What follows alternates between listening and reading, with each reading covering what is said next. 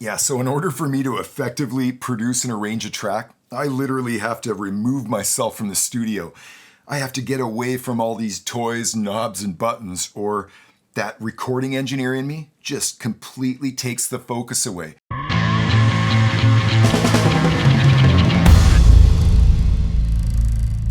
Well, am I ever excited for today's session? Totally inspired by an awesome comment and question left by Ólafur on last week's session. Check out what Ólafur shares.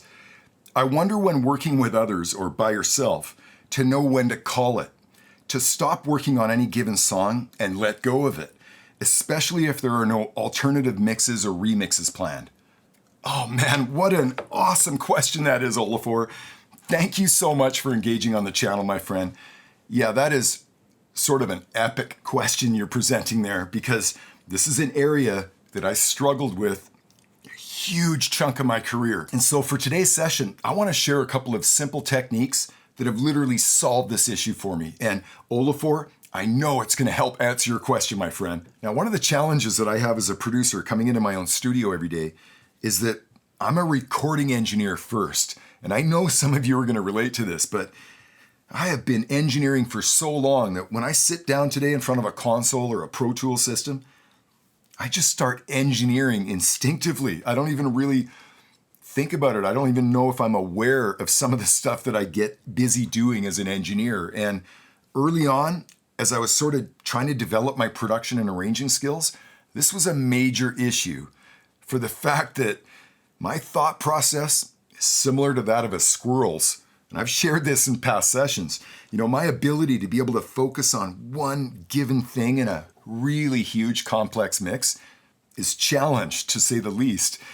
And it wasn't until I sort of recognized that these two roles were absolutely contradicting each other for a long period of my career. Yeah, my production and mix process today is radically different than it was 20 years ago. And I believe it has everything to do with distinguishing these two roles of recording engineer and producer arranger.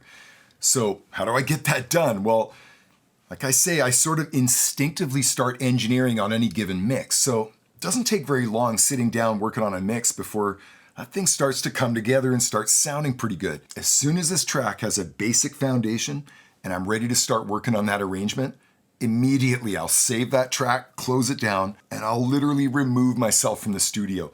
I'll go grab a pair of headphones and my laptop. I'll go sit up on the deck or anywhere else, give myself a brand new perspective and a place that I can focus on the arrangement. So every single mix that I produce today sort of has this multi-staged process where the very first process is where I sit down as a recording engineer and I apply some tonal quality to that mix.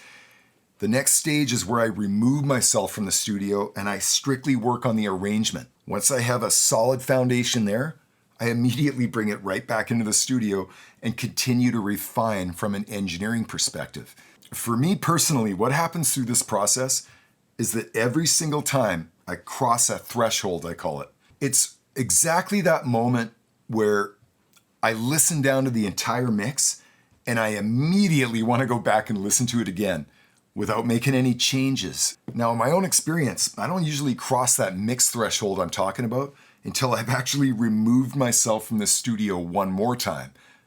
When I get really close to a mix, it's exactly when I like to lay it back to a 2-track, take that 2-track and a pair of headphones, and once again, remove myself from the studio, take a notebook, and sit down and just carefully listen to that mix over and over again.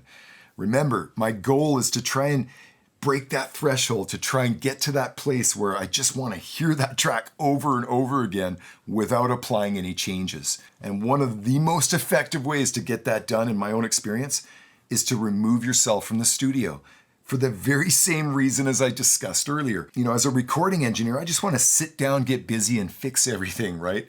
As a producer sitting away from the studio on a pair of headphones, I can objectively listen to that track without chasing down every little thing that I hear. And then when I hear something that actually needs to be addressed, I simply take notes on it. So this final step of critical listening and taking notes It might be one of the most important aspects of this multi-stage process, because the beauty of removing yourself from the studio and just listening to that track is that you're able to actually focus on it. You're not being distracted by trying to fix this or that.